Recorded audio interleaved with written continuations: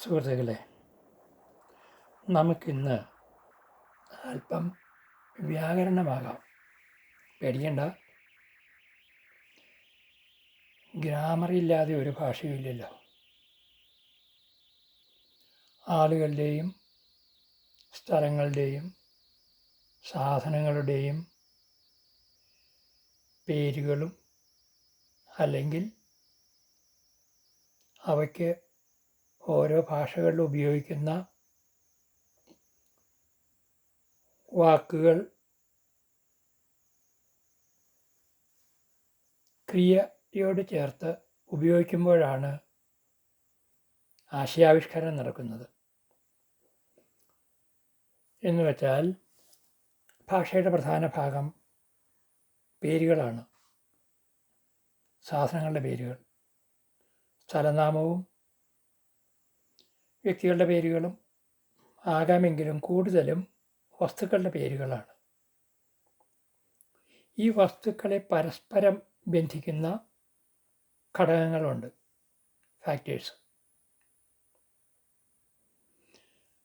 ഈ നാമങ്ങളെ അല്ലെങ്കിൽ ഈ പേരുകളെ അത് ചെയ്യുന്ന ജോലിയോട് ബന്ധിക്കുന്ന ഘടകങ്ങളുണ്ട്.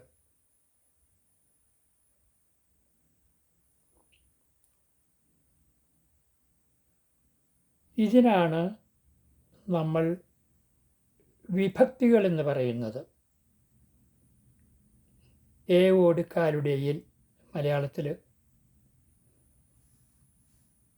7 വിഭക്തികളുണ്ട്.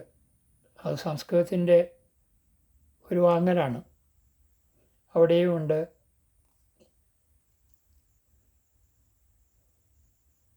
ഏഴെണ്ണം സംബോധിക അതിന് പുറമേയും അങ്ങനെ 8 ഉണ്ടെന്നാണ് എൻ്റെ ഓർമ്മ. ഇതിന് ഇംഗ്ലീഷിൽ പറയുന്ന വാക്ക് വിഭക്തി എന്നുള്ളതിനേക്കാൾ പ്രിപ്പൊസിഷൻസ് എന്നാണ്. കാരണം ഞാൻ രാമനെ കണ്ടു, ഞാൻ രാമൻ കണ്ടു. എന്നെ രാമനോടും രാമനെ കണ്ടു എന്ന ചെയ്തിയോടും യോജിപ്പിക്കുന്നു എന്നർത്ഥം. ഇതിനാണ് മുണ്ടശ്ശേരിയുടെയൊക്കെ ഭാഷയിൽ പറഞ്ഞാൽ, അല്ലെങ്കിൽ പഴയ വ്യാകരണകർത്താക്കളായ പാണിനിയെപ്പോലുള്ളവരുടെ ഭാഷയിൽ പറഞ്ഞാൽ, സുപ്പും തിങ്ങും എന്ന് പറഞ്ഞാൽ നാമങ്ങളെ ഡിക്ലൈൻ ചെയ്യുമ്പോൾ അല്ലെങ്കിൽ കേസുകൾക്കൊപ്പിച്ച് രൂപഭേദം വരുത്തുമ്പോൾ, ഓട് കാലുടെ ചേർക്കുമ്പോൾ, രാമരാമസ്യ രാമായ രാമം എന്നൊക്കെ സംസ്കൃതത്തിൽ പറയുന്നത് പോലെ ഡിക്ലൈൻ ചെയ്യുമ്പോൾ, അല്ലെങ്കിൽ കണ്ടു എന്നുള്ള ചെയ്തി കഴിഞ്ഞ കാലമാണ്, ഭൂതകാലം എന്ന് പറയും. അതിനു വേണ്ടിയ ക്രിയയുടെ അന്ത്യങ്ങളിൽ ചെയ്യുന്ന മാറ്റങ്ങൾക്കാണ് തിങ്ങ് എന്ന് പറയുന്നത്. ഇനി അത് അങ്ങോട്ടും ഇങ്ങോട്ടും മറിച്ചിട്ട് വന്ന് എനിക്കൊന്നുകൂടി നോക്കണം. അതാണ് മുണ്ടശ്ശേരി മാഷ് പറഞ്ഞത്. സുപ്പും തിങ്ങ് ഒഴിച്ചാൽ മലയാളത്തിൽ കുറേ വാക്കുകൾ മാത്രമേ ഉള്ളൂ എന്ന് പറഞ്ഞാൽ വിഭക്തി പ്രത്യയങ്ങളും പ്രത്യയങ്ങളും ഒഴിച്ചാൽ പിന്നെ കുറേയുള്ളത് കുറേ നാമങ്ങളാണ്, പിന്നെ കുറച്ച് ക്രിയകളും. ഇതോരോ ഭാഷയ്ക്കും ഓരോ രീതിയാണ്. തമിഴ് പോലുള്ള അല്ലെങ്കിൽ മലയാളം പോലുള്ള ഭാഷയിൽ നാമത്തിൻ്റെ ഒടുവിൽ ഒരു കഷ്ണം അല്ലെങ്കിൽ ഒരു സഫിക്സ് ചേർക്കുന്നു. ഇതുതന്നെയാണ് സംസ്കൃതത്തിലും ചെയ്യുന്നത്. രാമ, രാമസ്യ, നമ്മൾ രാമൻ്റെ എന്ന് പറയുന്നതിന് പകരം. ഇംഗ്ലീഷിലാകട്ടെ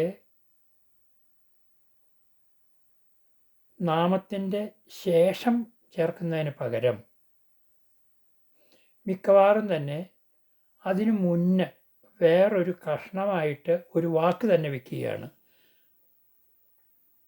അതിനാണ് പ്രീപൊസിഷൻ അല്ലെങ്കിൽ പ്രിപ്പൊസിഷൻ എന്ന് പറയുന്നത്.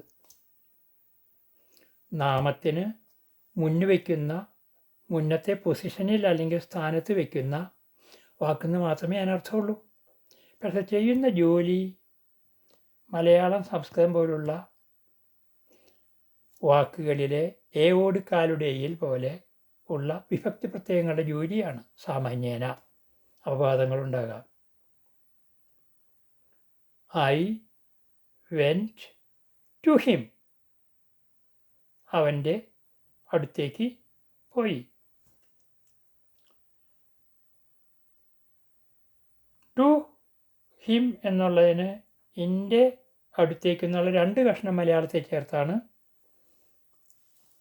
നമ്മൾ ആശയം കൊണ്ടുവരുന്നത്. എന്നാൽ ഇംഗ്ലീഷിൽ അത് ടു എന്നുള്ളൊരു ചെറിയ പ്രൊപ്പസിഷൻ മാത്രം മതി.